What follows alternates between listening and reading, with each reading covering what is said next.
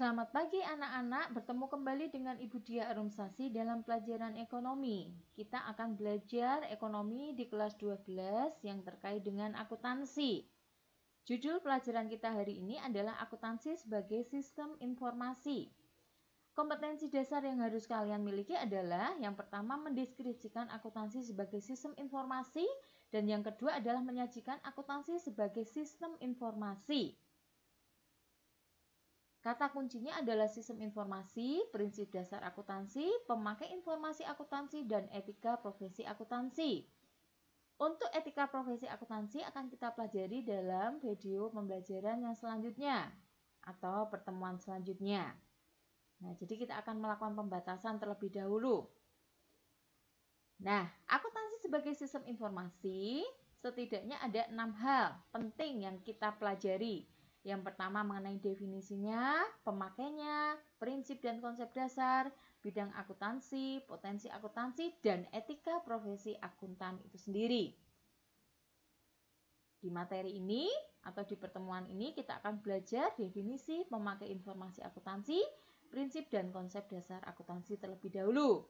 Sedangkan bidang akuntansi, potensi akuntansi, dan etika profesi akuntan akan kita pelajari di pertemuan yang selanjutnya.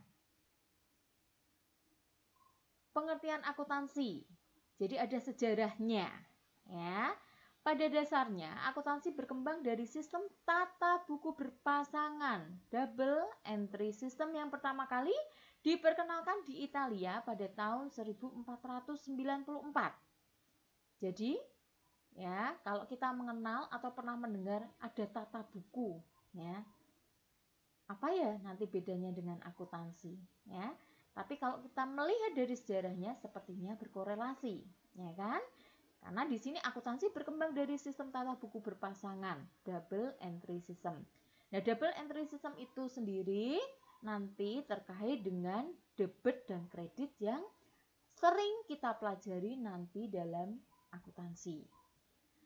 Nah, siapakah yang mengenalkan akuntansi ini? Ya. Seorang ahli ilmu pasti berkebangsaan Italia bernama Luca Paciolo yang menerbitkan buku berjudul Summa de Arithmetica Geometrica Proportioni et Proportionalita. Maaf ya nanti kok membacanya kurang benar ya. Jadi penemu akuntansi ini ya bernama Luca Paciolo ya dengan menerbitkan bukunya ya mengenai akuntansi itu ya. Oke, berikutnya pada salah satu bagian buku tersebut berisi tentang pengetahuan akuntansi dengan judul Tractatus de Computis Scriptorio. Oleh karena Lucas Paciolo merupakan orang pertama yang menulis pengetahuan akuntansi, maka para penganutnya menamakannya Bapak Akuntansi, the Father of Accounting. Ya kan? Jadi Lucas Paciolo ini akhirnya dinamai Bapak Akuntansi atau the Father of Accounting karena menulis pertama kali mengenai pengetahuan akuntansi. Ya kan? Oke. Berikutnya. Sekitar pertengahan abad ke-18 sampai abad ke-19 setelah terjadi revolusi industri, muncul perkembangan di berbagai bidang baik sosial, ekonomi maupun perdagangan. Nah, dari kejadian tersebut, akhirnya akuntansi tidak hanya berkembang di Eropa, tetapi juga sampai di daratan Amerika yang terkenal dengan sistem Anglo-Saxon. Ya kan, seperti itu. Jadi, akuntansi itu akhirnya berkembang. Ya. Perkembangannya itu justru terjadi setelah revolusi industri. Nah, nanti baca lebih lanjut di bukunya Pak Ismawanto, Ekonomi kelas 12 SMA ya, ini mulai halaman 56. Kalian juga bisa belajar mengenai sejarah akuntansi dari sumber belajar yang lain, buku pelajaran yang lain ataupun dari internet. Ya. Masih terkait dengan sejarah akuntansi. Setiap kegiatan usaha tentu membutuhkan laporan yang berkaitan dengan keuangannya, baik yang berkaitan dengan kinerjanya atau hasil kinerjanya maupun posisi utang dan kekayaannya. Semua laporan yang berkaitan dengan keuangan perusahaan dihasilkan melalui proses akuntansi. Ya, jadi dengan kata lain atau dalam kalimat lain, proses akuntansi itu akan menghasilkan laporan keuangan. Laporan keuangan itu isinya apa? Isinya informasi mengenai hasil kinerja suatu perusahaan pada periode atau masa tertentu, ataupun bisa berisi posisi utang dan kekayaannya. Ya. Maka dari proses akuntansi itu yang menghasilkan laporan keuangan, ya. Oleh karena itu, akuntansi sering disebut sebagai bahasa bisnis atau bahasa pengambilan keputusan. Karena semakin kita dapat memahami dan menguasai ilmu akuntansi, maka akan semakin baik pula dalam menangani dunia usaha, terutama aspek keuangan perusahaan. Ya, jadi mungkin bagi kalian, belajar akuntansi kayaknya kok agak susah dimengerti ya. Ya, buat apa sih? Oke, kalian mungkin masih bertanya hal itu, tapi nanti akuntansi ini sebenarnya berguna dan bermanfaat ketika kalian berada dalam lingkungan atau kehidupan sehari-hari terkait dengan ekonomi atau mungkin terkait dengan data yang berupa laporan-laporan keuangan, dan pada akhirnya kalian bisa tepat mengambil keputusan. Ya, nanti belajarnya dalam skup yang kecil dulu. Ya, mungkin kalau perusahaan itu kayaknya terlalu besar bagi kita, ya kan? Kita melihat seperti itu rasanya tidak mungkin mempelajari sesuatu yang ini. Ya, kita belajar mulai dari yang kecil. Cuma ini memang masih teori dulu ya. Jadi mungkin kalian masih meraba-raba. Tapi nanti ketika kalian sudah belajar dari angka, itu nanti kalian akan lebih memahami. Tapi kuncinya suka dulu ya. Oke. Suka dan antusias, ada hasrat untuk belajar mengenai akuntansi. Nah, jadi dari proses akuntansi ini yang menghasilkan laporan keuangan yang berisi informasi itu nanti digunakan sebagai bahasa pengambilan keputusan atau bahasa bisnis. Artinya dalam sebuah perusahaan ketika akan mengambil keputusan-keputusan tertentu, alangkah baiknya ketika dia membaca laporan atau membaca informasi yang dihasilkan dari proses akuntansi itu sendiri. Ya. Nah, pengertian akuntansi ditinjau dari dua hal. Yang pertama sudut pemakai dan yang kedua sudut proses kegiatannya. Ya. Akuntansi dari sudut pemakai, suatu disiplin yang menyediakan informasi yang diperlukan untuk melaksanakan kegiatan secara efisien dan mengevaluasi kegiatan-kegiatan suatu organisasi. Jadi, kalau dilihat dari sudut pemakai, akuntansi ini penting. Akuntansi ini bermanfaat karena berisi informasi yang diperlukan ketika melakukan kegiatan supaya lebih efisien. Lalu ketika kegiatan itu sudah dilakukan, dievaluasi. Ya, evaluasinya bagaimana? Ya dengan melihat akuntansi itu sendiri yang menyediakan informasi yang diperlukan. Informasinya dari mana? Informasinya dari data-data keuangan ya yang ada dalam suatu perusahaan yang diolah menjadi informasi yang diperlukan tadi. Ya.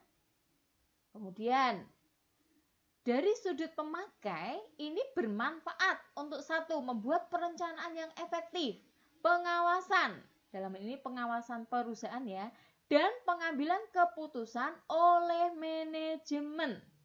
Jadi akuntansi ini bermanfaat mulai dari perencanaan, pengawasan kegiatan ketika kegiatan berlangsung, dan sampai dengan evaluasi, dalam hal ini setelah itu pengambilan keputusan oleh manajemen. Ya, seorang manajer dia membutuhkan yang namanya akuntansi atau laporan keuangan untuk pengambilan keputusan yang terkait dengan perusahaannya itu akan berjalan seperti apa. Usaha atau upaya yang akan kemudian dilakukan lagi untuk mengembangkan perusahaan seperti apa. Itu membacanya dari laporan keuangan itu sendiri dulu. Ya kan? Nah, untuk manajemen perusahaan ini bisa diartikan sebagai pihak intern perusahaan yang membutuhkan atau menggunakan akuntansi yang bermanfaat itu dalam pengambilan keputusan. Ya. Lalu yang kedua, dari sudut pemakainya, akuntansi itu bermanfaat sebagai pertanggungjawaban organisasi kepada para investor, kreditur, pemerintah, dan sebagainya. Jadi, data yang diolah menjadi informasi yang berguna tadi digunakan sebagai pertanggungjawaban organisasi atau perusahaan tersebut kepada investor. Investor itu siapa? Orang yang menanamkan modal di perusahaan itu. Kepada kreditur, orang yang sudah meminjamkan. Ya, kepada pemerintah, nanti dalam kaitannya dengan perpajakan, pajak yang harus dibayar oleh perusahaan itu bagaimana? Itu terlihatnya dan bisa dibaca serta diambil keputusan yang tepat melalui proses akuntansi itu dulu. Maka bentuknya nanti seperti laporan pertanggungjawaban. Nah, investor, kreditur, pemerintah ini merupakan pihak eksternal yang membutuhkan atau yang memakai akuntansi. Ya. Jadi dengan kata lain, pemakai informasi akuntansi itu sendiri dibagi dalam dua hal, yaitu pihak intern dan pihak eksternal di luar perusahaan. Ya. Oke, itu sudut pemakainya. Kemudian dari sudut proses kegiatan, akuntansi merupakan suatu proses pencatatan, penggolongan, peringkasan, pelaporan, dan penganalisisan data keuangan suatu organisasi. Jadi kalau kita melihat proses kegiatan akuntansi, kita sudah bisa membayangkan bahwa akuntansi ini adalah sebuah siklus. Siklus yang dimulai dari pencatatan, kemudian menggolongkan, meringkas, atau mengiktisarkan, melaporkan, dan menganalisis atau interpretasi dari kegiatan yang dalam perusahaan tersebut. Pencatatannya nanti apa? Pencatatannya itu bisa dicatat dari transaksi-transaksi yang terjadi dalam perusahaan. Pencatatannya nanti dalam bentuk jurnal umum, kalau itu perusahaan jasa. Kalau dalam perusahaan dagang nanti ada yang namanya jurnal khusus. Ya kan? Jadi, pencatatan transaksi itu akan dicatat dalam jurnal. Ya. Jurnal itu nanti seperti apa akan saya tunjukkan pada materi yang selanjutnya. Lalu penggolongan, ya, setelah transaksi-transaksi terjadi dan dicatat dalam jurnal itu, nanti perlu digolongkan dalam akun-akun yang sama. Ya, jadi dalam perusahaan itu akun yang ada biasanya berupa harta, utang, modal, pendapatan, dan beban. Lah, akun yang terjadi dari transaksi yang terjadi dalam perusahaan itu biasanya banyak sekali. Maka untuk mempermudah, maka harus digolongkan ya ke dalam akun yang ada itu. Harta dengan harta, utang dengan utang, modal, pendapatannya apa saja, bebannya untuk apa saja, itu digolongkan. Ya, penggolongannya itu nanti proses dilakukan dan dimasukkan dalam yang namanya buku besar. Ya, buku besar itu dalam jurnal umum, ya sudah buku besar itu saja. Tapi nanti ketika kita belajar perusahaan dagang, ada yang namanya buku besar pembantu. Misalnya buku besar pembantu piutang, buku besar pembantu utang. Nah, itu seperti apa?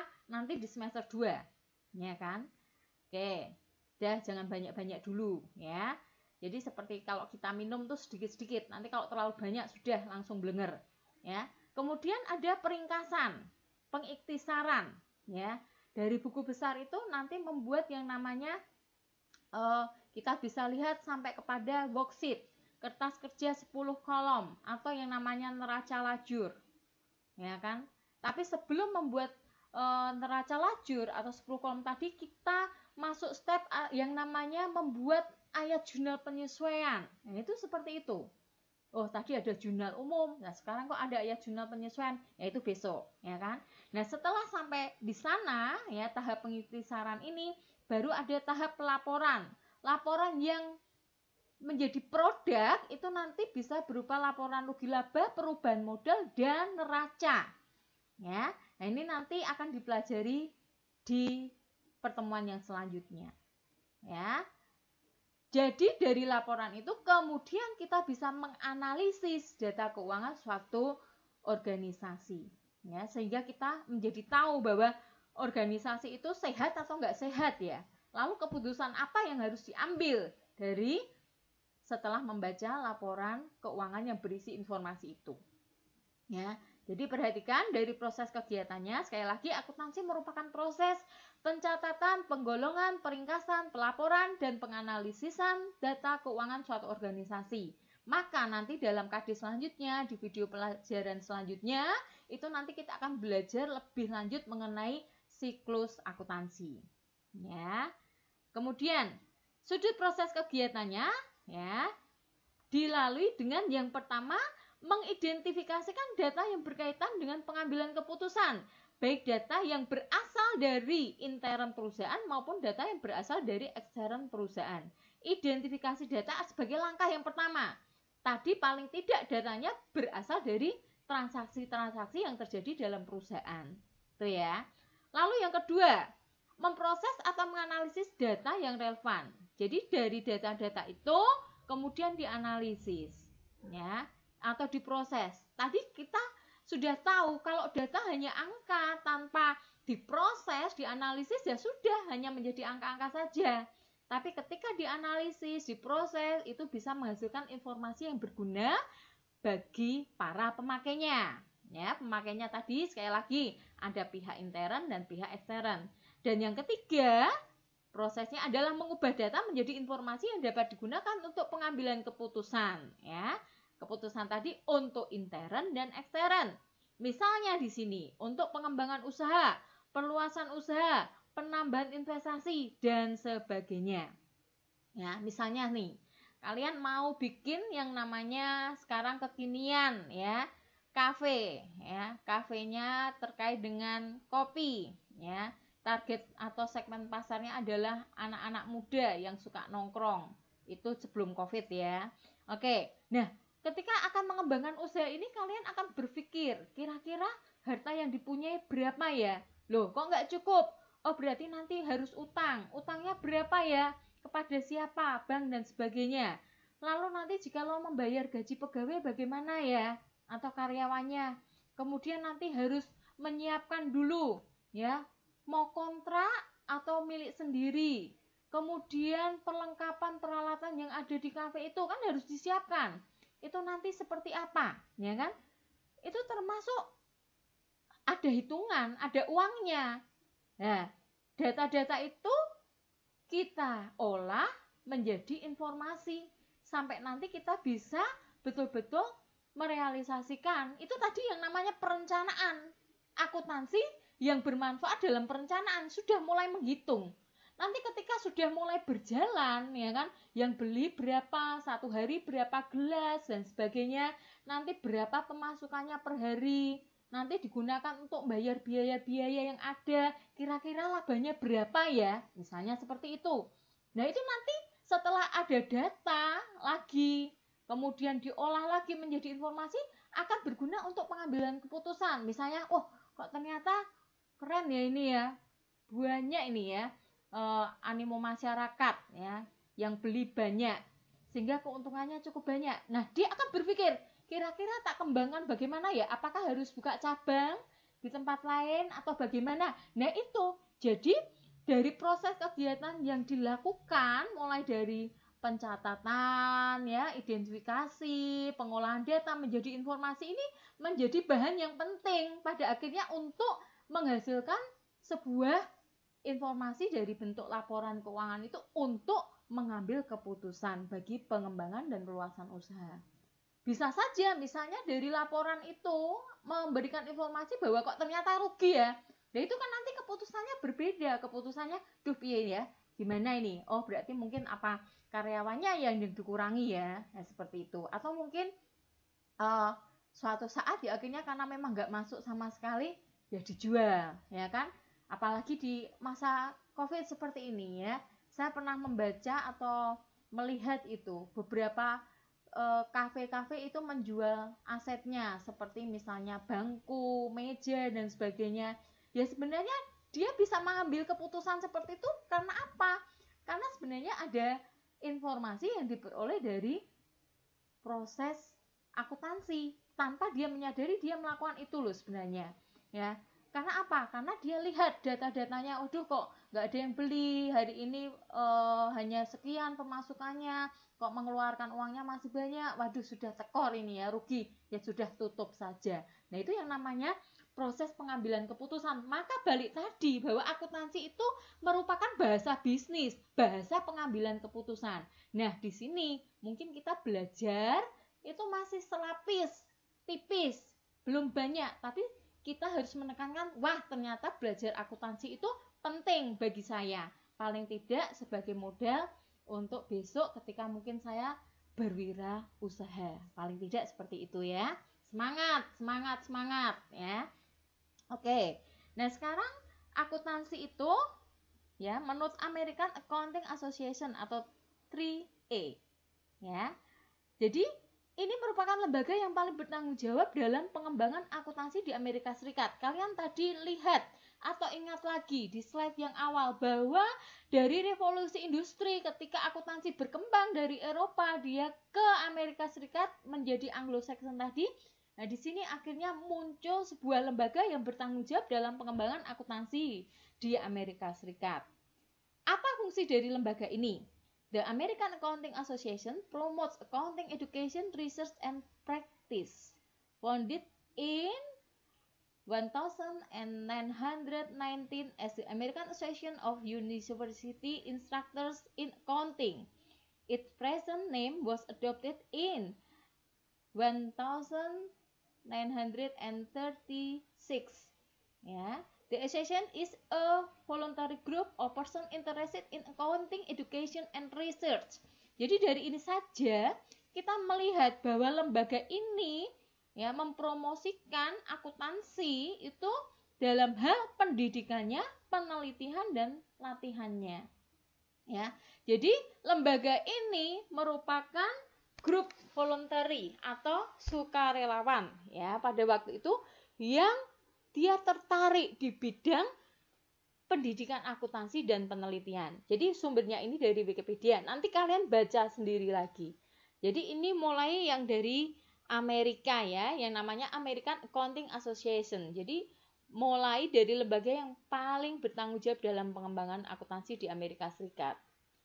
Lalu ya, kegiatannya berupa authentication, authorization, and accounting ya is a term for a framework for intelligently controlling access to computer research, enforcing policies, auditing users, and providing the information necessary to bill for service. Ya, jadi ini merupakan lembaga yang selain bergerak di bidang tadi pendidikan ya, jadi memiliki sumber akses komputer ya, menyangkut kebijakan, pemeriksaan akuntansi dan menyediakan informasi yang berguna untuk pelayanan-pelayanan yang ada ya. Oke, jadi ini mengenai EE. Lalu di sini akhirnya kita bisa melihat bahwa accounting is the process of identifying, measuring, and communicating economic information to permit information, judgment, and decision by users of information. Jadi akuntansi di sini merupakan proses mengidentifikasi, mengukur, dan pelaporan informasi ekonomi yang memungkinkan adanya penilaian dan pengambilan keputusan yang jelas dan tegas oleh mereka yang menggunakan informasi keuangan tersebut. Jadi tadi dinamakan akuntansi menurut sudut pandang proses ya. Di sini ditekankan lagi sebagai sebuah definisi ya, proses pengidentifikasian, pengukuran dan pelaporan informasi ekonomi untuk pengambilan keputusan. Nah, ini harus masuk terus dalam mindsetmu ya kan mengenai definisi ini. Lalu Berdasarkan AAA, akuntansi adalah proses mengidentifikasi, mengukur, dan melaporkan informasi ekonomi untuk memungkinkan adanya penilaian dan pengambilan keputusan yang jelas dan tegas bagi mereka yang menggunakan informasi tersebut. Jadi di sini rumusan akuntansi menurut American Accounting Association. Nah, kemudian ada satu lagi, AECPA, American Institute of Certified Public Accountants. Accounting is the art of recording, classifying, and summarizing in a significant manner and terms of money, transaction, and events which are in part of at least of financial character and interpreting the result thereof. Jadi akuntansi itu seni, pencatatan, pengklasifikasian, dan pengiktisaran dengan cara tertentu yang dinyatakan dalam uang, transaksi, peristiwa, paling tidak mengenai karakter keuangan dan penafsiran hasilnya. Jadi garis atau titik poin menurut AECPA ini adalah akuntansi itu sebagai seni, ya kan? Tapi kalau tadi menurut AAA tadi dia tidak menekankan sebagai seni, tapi langsung kepada proses yang dilakukan dalam akuntansi untuk menghasilkan informasi yang berguna dalam pengambilan keputusan, ya kan?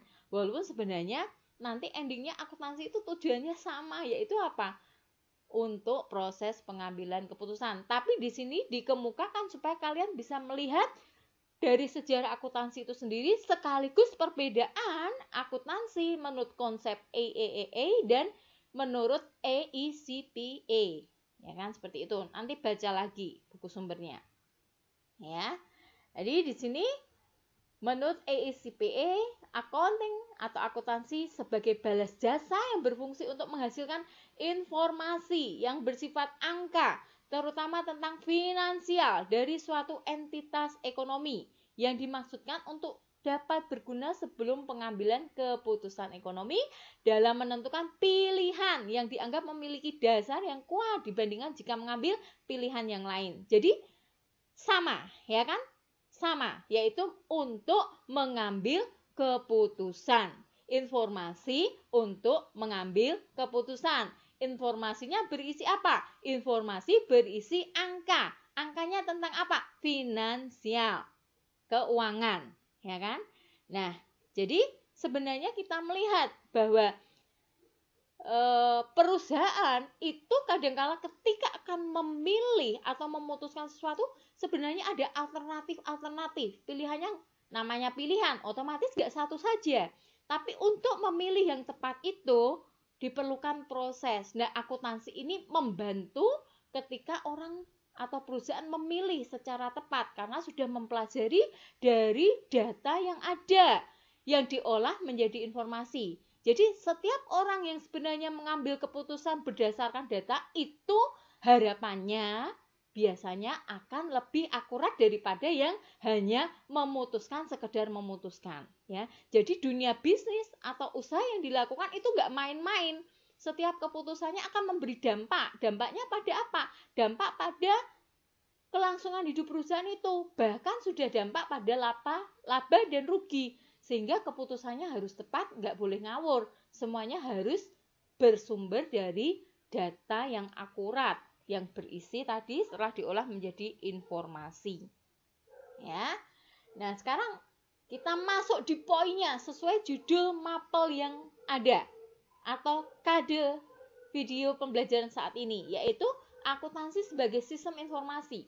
Akuntansi sebagai sistem informasi memberi makna di mana akuntansi berperan sebagai proses identifikasi, pengukur, dan pelapor informasi keuangan. Ya, jadi informasi ini memberi makna. Makna dari apa? Dari proses akuntansi yang dilakukan tadi, yaitu apa? Identifikasi, mengukur, dan melaporkan. Informasi ini bisa dipergunakan baik pada perusahaan yang berprofit atau perusahaan non-profit. Perusahaan berprofit berarti memang perusahaan itu tujuannya, tendensinya adalah menghasilkan keuntungan. Jelas, dia akan pakai akuntansi untuk memberi informasi yang berharga dalam dia mengambil keputusan. Nah, perusahaan non-profit pun juga tetap membutuhkan proses akuntansi ini untuk mengambil keputusan yang ada. Ya, mengenai perusahaan yang berprofit dan yang non profit itu sebenarnya di kelas 11 itu ketika kalian belajar mengenai ada perusahaan, CV, firma, kemudian ada yayasan dan sebagainya, nanti kalian akan flashback, akan melihat lagi.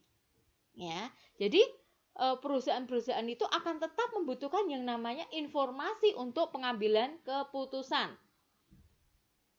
Nah, pemakai informasi akuntansi kegunaannya ya sebagai alat perencanaan, pengendalian kegiatan perusahaan dan dasar pembuatan keputusan bagi pimpinan.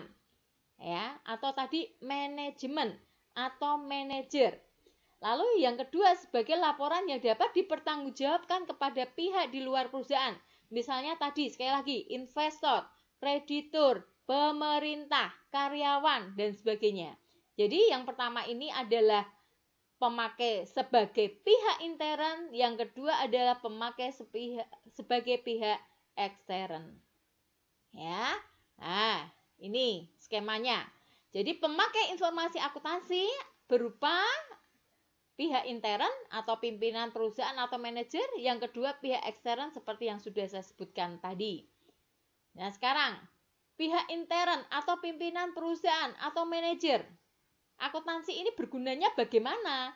Bagi manajer perusahaan, informasi akuntansi digunakan untuk menyusun perencanaan dan pengawasan terhadap operasional perusahaan atau jalannya perusahaan, mengevaluasi kemajuan yang dicapai dalam usaha untuk mencapai tujuan, dan melakukan tindakan koreksi yang diperlukan. Koreksi di sini yang dimaksud adalah ketika dia mengevaluasi dari hal yang sudah terjadi di dalam perusahaan, kemudian dibandingkan dengan data dan laporan, kemudian mengambil tindakan yang diperlukan untuk memperbaiki hal-hal yang mungkin memang belum efektif atau efisien dalam perusahaan tersebut.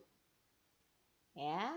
Lalu di sini pihak ekstern, ya, lebih banyak. Di sini ada investor atau calon investor, karyawan atau employer, pemberi pinjaman lenders, pemasok atau kreditur usaha lainnya, suppliers and other trade creditors, pelanggan customers, pemerintah, government, dan masyarakat publik. Jadi ini ada sekitar 7 pihak ekstern perusahaan yang membutuhkan atau memakai akuntansi ya sebagai sarana atau proses untuk menghasilkan informasi yang berguna dalam keputusan-keputusannya. Kemudian, pemakai informasi akuntansi di sini dijelaskan, investor. Untuk apa dia pakai akuntansi? Untuk menentukan keputusan dalam membeli, menahan, menjual investasi mereka dalam sebuah perusahaan. Jadi keputusan berinvestasi. Lalu karyawan, untuk apa sih akuntansi? Untuk menilai kemampuan perusahaan dalam hal memberikan balas jasa, dalam hal ini upah, ya, gaji, pensiun dan kesempatan kerjanya. Ini sebenarnya penting loh, tetapi memang kadangkala perusahaan ya tidak bisa memberikan ya secara transparan sekali mengenai laporan keuangan kepada karyawannya ya.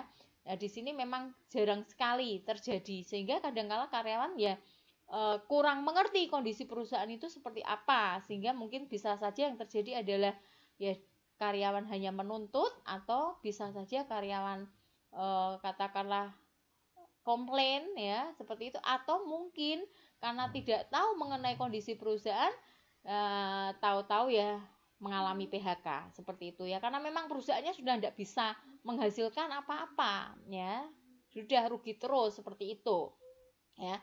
Lalu kreditur berguna untuk menilai kemampuan perusahaan apakah bisa mengembalikan pinjaman dan bunganya sesuai tanggal jatuh tempo. Jadi kreditur ini ketika akan memberi pinjaman kepada perusahaan atau organisasi itu, dia akan lihat laporan keuangannya.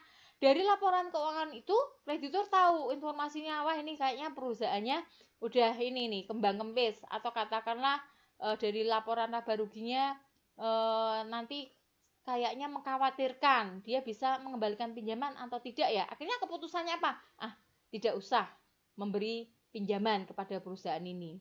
Atau katakanlah memberi pinjaman mungkin nominalnya yang tidak terlalu besar. Jadi penting sekali loh, kalau kreditur nggak tahu informasi dari perusahaan itu yang terjadi, ya uangnya bisa amblas, hilang, ya kan, seperti itu, karena dia memberikan pinjaman kepada perusahaan yang secara organisasi sudah tidak bisa menghasilkan, ya kan, seperti itu. Lalu pemasok, dia menggunakan akuntansi untuk apa? Untuk menilai kemampuan perusahaan dalam membayar utang atas pembelian barang yang dibeli perusahaan pada saat sebelum atau sesudah jatuh tempo. Ya, jadi ini supplier harus ngerti kepada siapa dia menjual barangnya. Jangan-jangan dia udah melepas barang, menjual barang kepada perusahaan A, ternyata perusahaan A ini nggak mampu operasional, akhirnya nggak bisa bayar utangnya, ya, atas pembelian yang udah dilakukan. Nah, ini berat, ya kan, seperti itu. Maka dari apa dia tahu? Dari informasi akuntansi. Lalu pelanggan, untuk apa dia memakai informasi akuntansi? Untuk menilai kelangsungan usaha perusahaan, ya. Kemudian pemerintah, untuk apa pemerintah mengetahui informasi akuntansi? Ya, untuk mengatur aktivitas perusahaan, kebijakan pajak, ini tadi sudah saya katakan, ya, dan dasar penyusunan statistik pendapatan nasional. Nah, ini lingkupnya lebih luas lagi, ya, makro, besar, ya, karena menyangkut dengan pendapatan nasional. Dan nanti ketika kalian belajar pajak juga akan lebih diketahui, ya, berapa pajak yang harus dibayar, ya, terkait dengan pajak perseorangan atau perseroan, ya. Maka ada pajak perseroan atau pajak perusahaan, yaitu dari mana? Ya, termasuk berhubungan dengan akuntansi ini, ya, laporan keuangannya. Lalu masyarakat, untuk apa masyarakat memakai informasi akuntansi? Perlu tahu untuk menilai perkembangan perusahaan, terutama yang berkaitan dengan kontribusi perusahaan terhadap perekonomian nasional, ya. Oke, kemudian manajemen untuk mengevaluasi berbagai kebijakan yang sudah diambil dan sebagai salah satu bahan dasar untuk rencana kedepannya. Yang ini manajemen atau manajer tadi intern, ya.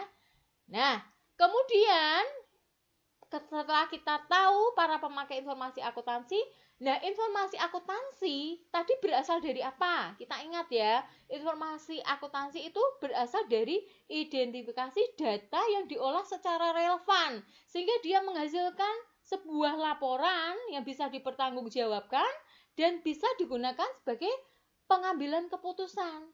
Nah, pengambilan keputusan yang tepat, yang efektif, efisien, itu bisa terjadi juga karena informasi akuntansi yang ditampilkan itu berkualitas, ya. Nah, kualitas informasi akuntansi itu seperti apa, ya? Informasi yang berkualitas khusus memakai adalah informasi yang disajikan dalam bentuk dan istilah yang disesuaikan dengan batas pengertian pemakai supaya bisa dimengerti. Hal ini terkait mungkin dengan istilahnya, kemudian dengan cara penyajiannya, yang nggak usah muluk-muluk, yang nggak usah terlalu tinggi, tetapi sebenarnya dia mudah dimengerti, ya, itu sudah cukup dinamakan berkualitas, sehingga orang bisa langsung membaca, tahu informasi yang terkandung di dalamnya dan bisa mengambil keputusan secara tepat, ya kan? Nah, itu jadi istilahnya disesuaikan dengan batas pengertian.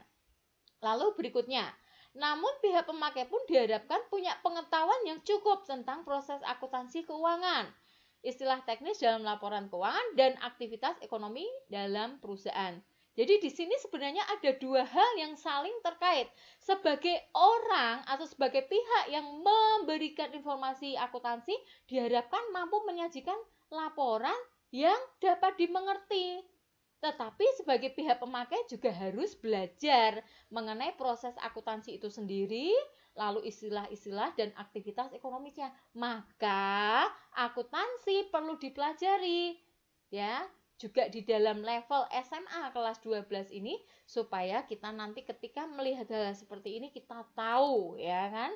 Paling enggak ini sebagai pengetahuan buat kita. Ya, kualitas utamanya, ya, adalah yang pertama relevan, sesuai, dan yang kedua dapat dipercaya. Ini poin penting dalam kualitas akuntansi, ya. Jangan sampai informasi akuntansi itu nggak relevan, nggak bisa dipercaya, ya kan? Relevan ini mengandung kriteria, nilai prediksi, bisa digunakan sebagai dasar untuk memprediksi kemungkinan yang terjadi di masa depan. Jadi dari laporan keuangan langsung tahu bahwa masa depan tuh nanti seperti apa. Lalu ada nilai umpan balik, feedback, berupa prediksi, pembenaran atau penolakan terhadap rencana yang sudah dibuat sebelumnya. Relevan itu juga tepat waktu. Informasi harus diberikan seawal mungkin agar bisa digunakan sebagai dasar untuk membantu pengambilan keputusan ekonomi dan menghindari tertundanya pengambilan keputusan tersebut. Jadi 3 hal ini paling tidak masuk dalam yang namanya kriteria yang dinamakan relevan. Lalu, dapat dipercaya. Informasi akuntansi yang berkualitas itu dapat dipercaya. Kriterianya seperti apa? Dapat diuji. Informasi bisa diuji kebenarannya oleh para penilai yang independen, ya, dengan memakai metode pengukuran yang sama. Ya, pengujiannya itu oleh pihak independen, tidak pihak yang di dalamnya, ya. Nanti nggak objektif, ya. Oke, lalu netral. Informasi harus diarahkan pada kebutuhan umum pemakai dan tidak tergantung pada kepentingan orang lain. Yang dapat dipercaya itu netral, ya kan? Jadi tidak memberat kepada kepentingan seseorang saja, ya. Lalu dapat dipercaya itu menyajikan kebenaran. Informasi harus sesuai dengan kondisi ekonomi atau kejadian yang sesungguhnya serta memberitahu yang sebenarnya. Jadi disinilah, ya, informasi ekonomi yang berkualitas dapat dipercaya memiliki paling tidak 3 kriteria yang ada ini. Lalu kualitas sekunder, berarti kualitas kedua, ya. Jadi sebenarnya informasi akuntansi kalau sudah memenuhi kualitas utama yang relevan dan dapat dipercaya itu tadi sudah cukup sebenarnya, ya. Sudah dapat digunakan sebagai pengambil keputusan secara tepat.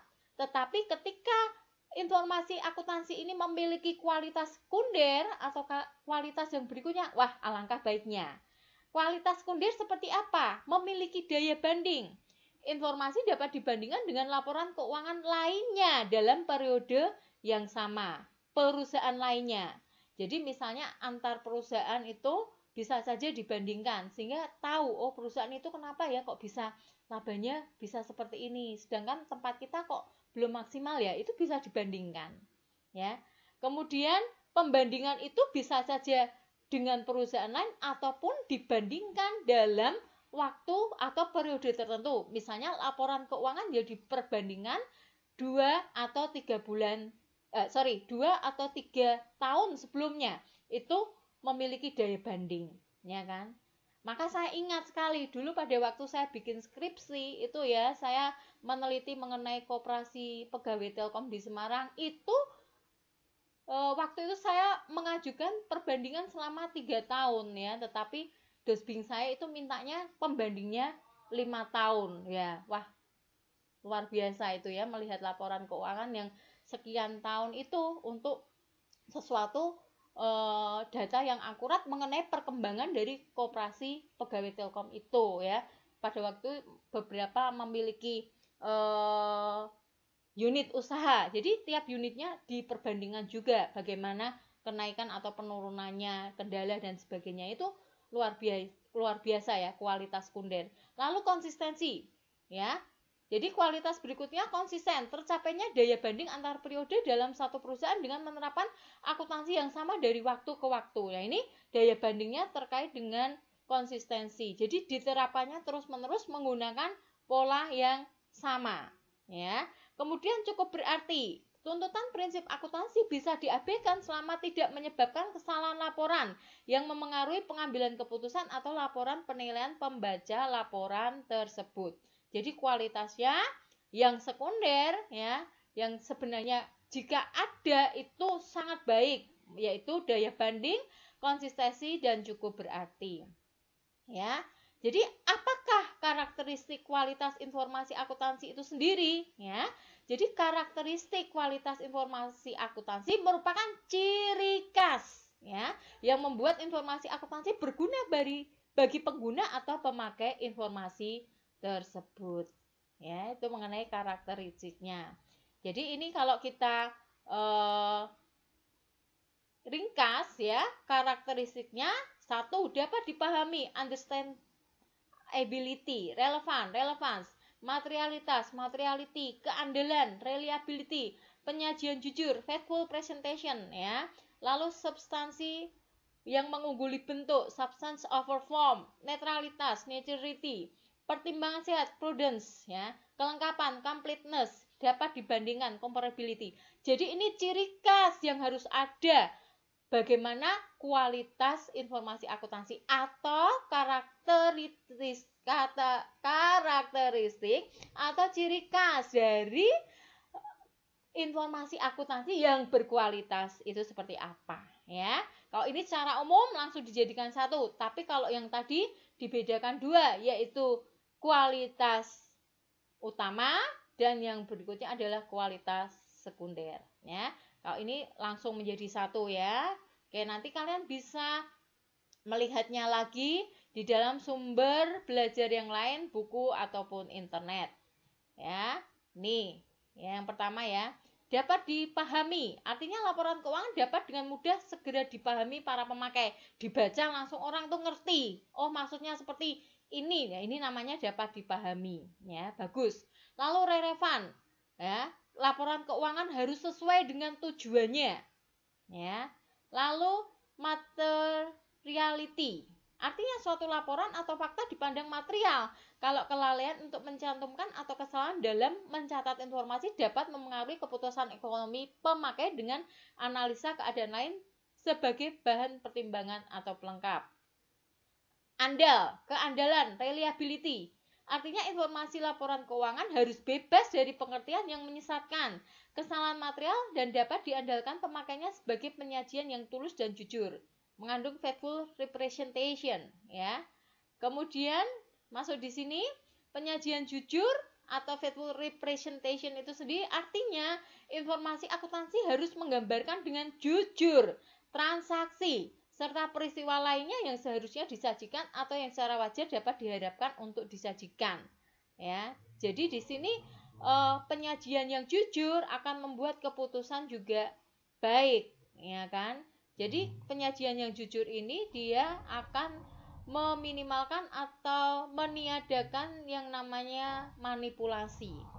Kemudian yang berikutnya, substansi mengungguli bentuk atau substance over form. Artinya, jika informasi dimaksudkan untuk menyajikan dengan jujur, maka transaksi perlu disajikan sesuai dengan substansi dan realitas ekonomi dan bentuk hukumnya, ya, sesuai realita keadaan yang sesungguhnya. Lalu netralitas atau neutrality.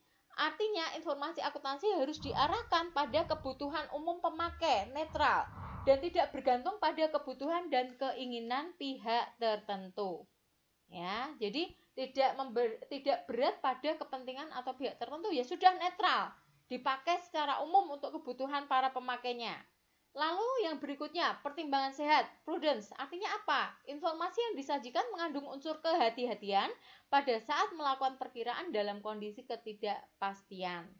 Ya, jadi tetap harus mengandung unsur kehati-hatian ketika akan memproses data-data yang ada itu menjadi sebuah laporan yang berisi informasi akuntansi yang akan berguna untuk pengambilan keputusan para pemakainya. Lalu kelengkapan, completeness, artinya informasi dalam laporan keuangan lengkap dalam batasan materialitas dan biayanya. Ya, diusahakan ketika menyajikan, ya, informasi itu harus lengkap. Ya. Kemudian dapat dibandingkan, comparability, tadi sudah dijelaskan. Ya, dapat dibandingkan itu dapat dibandingkan dengan laporan periode sebelumnya, dapat dibandingkan dengan perusahaan yang sejenis. Jadi pembandingnya dua hal, yaitu masalah periode atau waktu, dan yang kedua adalah dibandingkan dengan perusahaan lain yang sejenis, ya. Oke. Kemudian yang berikutnya, ya. Jadi masuk kepada informasi akuntansi atau akuntansi yang berkualitas itu seperti apa? Di sini harus mengandung prinsip-prinsip dasar. Prinsip dasar akuntansi itu apa? Informasi akuntansi harus disusun dan dilaporkan secara objektif agar bermanfaat bagi para pemakai informasi akuntansi tersebut. Oleh karena itu, dalam mengerjakan akuntansi keuangan perlu didasarkan suatu pedoman yang telah teruji dan dapat diterima umum. Pedoman ini dikenal dengan nama prinsip akuntansi. Jadi ini pengertian dari prinsip akuntansi. Prinsip akuntansi itu sendiri berarti merupakan pedoman. Pedoman apa? Pedoman yang digunakan untuk menyusun dan melaporkan dan dapat diuji serta diterima secara umum. Itu namanya pedoman ya. Dalam akuntansi maka dinamakan prinsip akuntansi. Ya. Prinsip-prinsip akuntansi dirumuskan oleh suatu badan yang kompeten, yakni Ikatan Akuntan Indonesia atau IAI, yang merupakan badan yang berwenang untuk membuat peraturan-peraturan di bidang akuntansi. Oleh IAI, prinsip tersebut dituangkan dalam Standar Akuntansi Keuangan atau SAK, yang merupakan himpunan prinsip, prosedur, metode, dan teknik akuntansi yang mengatur penyusunan laporan keuangan, khususnya yang ditujukan kepada pihak di luar perusahaan. Ya. Kemudian dengan adanya prinsip akuntansi ini dapat diketahui bagaimana cara mencatat dan menyajikan aktiva, kewajiban, ekuitas atau modal, pendapatan dan biaya dalam laporan keuangan ini. Ya.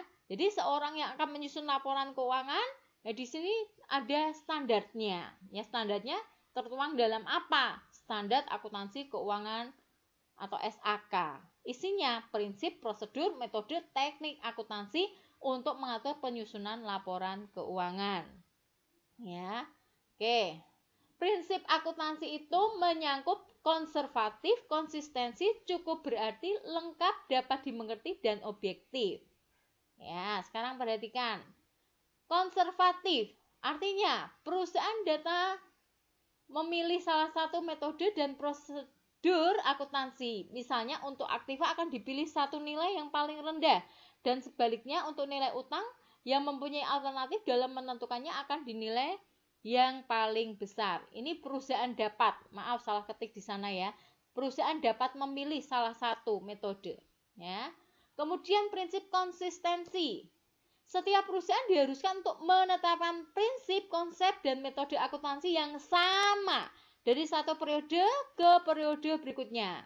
Akan tetapi perusahaan tidak boleh mengubah prinsip, konsep, atau metode akuntansinya. Jadi konsistensinya terkait dengan yang diterapkan dari periode ke periode itu nggak boleh berubah-ubah terus gitu ya. Nah, tetapi ada yang pakem yang tidak boleh diubah, yaitu apa? Prinsip, konsep, dan metode akuntansinya. Lalu yang berikutnya, prinsip cukup berarti. Artinya suatu laporan, fakta elemen dapat dianggap cukup berarti atau materiality jika adanya atau sifatnya akan memengaruhi atau menimbulkan perbedaan dalam pengambilan keputusan dengan analisis keadaan-keadaan lain sebagai bahan pertimbangan pelengkap.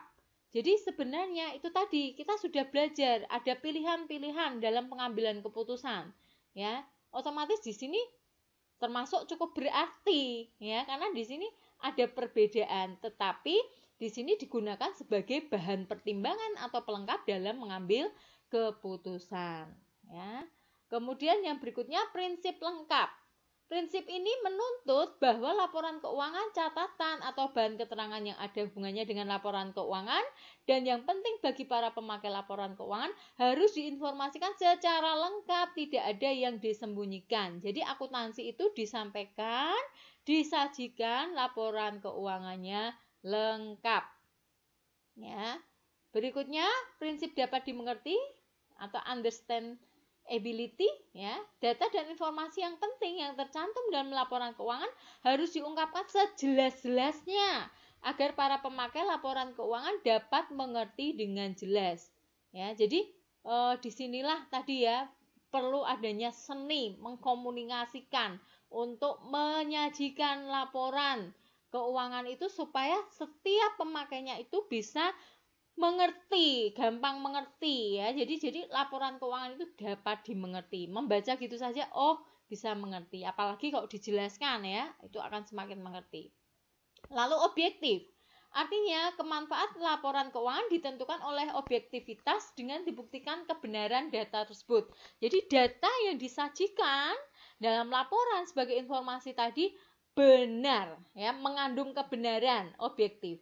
Prinsip ini diharapkan berguna untuk menghindari terjadinya penilaian yang salah yang membawa konsekuensi salah interpretasi dan kesimpulannya, sehingga kalau sudah salah nanti keputusannya juga salah. Jadi di sini penyajiannya itu harus mengandung konsep objektif, prinsip objektif. selesai ya, banyak materinya. Itu masih tentang sistem informasi akuntansi. Kita belum masuk yang namanya etika profesi akuntansi dan bidang-bidang akuntansi. Maka di sini saya pecah ini ya, sehingga nanti video selanjutnya akan lebih banyak ke bidang akuntansi dan kepada profesi akuntansi serta etika akuntansinya, etika akuntan ya. Nah, kemudian untuk tugasnya ditulis di buku, difoto, diupload di Camilorum. Tugasnya 5 ya. Di sini yang pertama perkembangan akuntansi sampai dengan kondisi perkembangan ilmu dan teknologi. Ini nanti kalian mencoba mengamati bisa dengan membaca dari sumber, belajar internet dan sebagainya. Lalu kalian mencoba mengolah dengan kalimatmu sendiri mengenai perkembangan akuntansi, lalu yang dikorelasikan dengan perkembangan iptek.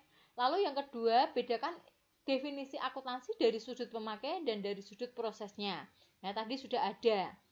Kemudian yang ketiga, di sini salah satu pemakai informasi akuntansi adalah pemerintah, ya kan? Jadi di sini pemerintah berkepentingan untuk informasi akuntansi. Apa kepentingan pemerintah dalam informasi akuntansi? Jadi yang diminta hanya pemerintah. Padahal tadi pihak ekstern kan cukup banyak ya, investor, kreditor dan sebagainya, tapi di nomor 3 ini yang diminta dijelaskan adalah tentang pemerintah saja.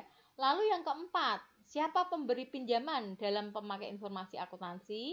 Lalu kenapa dia berkepentingan terhadap informasi akuntansi? Nah, nanti silahkan kalian uraikan dan jelaskan ya. Dan yang kelima, yang terakhir tugasnya adalah apa arti akuntansi sebagai bahasa bisnis atau bahasa pengambilan keputusan. Nah, ini tugasnya silahkan dikerjakan, kemudian ditulis, difoto, diupload di Camilorum kelas kalian masing-masing. Jadi nanti Budia akan koreksi dari room saya yang sesuai dengan kelas kalian di Camilo. Oke, begitu ya materi yang bisa sampaikan. Kurang lebihnya mohon maaf atas keterbatasan.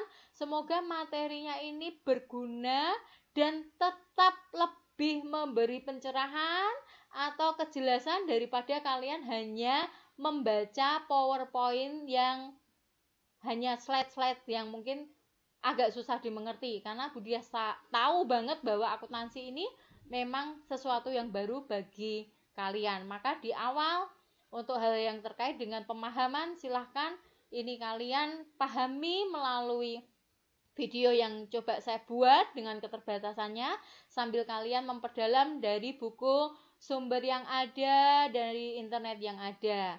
Dan yang perlu kita syukuri adalah meskipun kita belajar di rumah dengan daring, kita nggak bisa sekolah bertatap muka secara langsung, tetapi kita masih bisa belajar melalui perkembangan teknologi yang ada. Oke, seperti itu. Terima kasih, selamat belajar. Kerjakan tugas dengan disiplin, jangan sampai numpuk banyak ya. Kalau ada pertanyaan ataupun hal-hal yang ingin kalian sampaikan, kalian bisa japri saya atau WA saya, atau nanti ketika kita punya kesempatan untuk Meet melalui Google Meet ataupun Zoom, nanti kita bisa berdiskusi lebih lanjut. Terima kasih, sampai bertemu kembali. Tetap jaga kesehatan dan tetap semangat.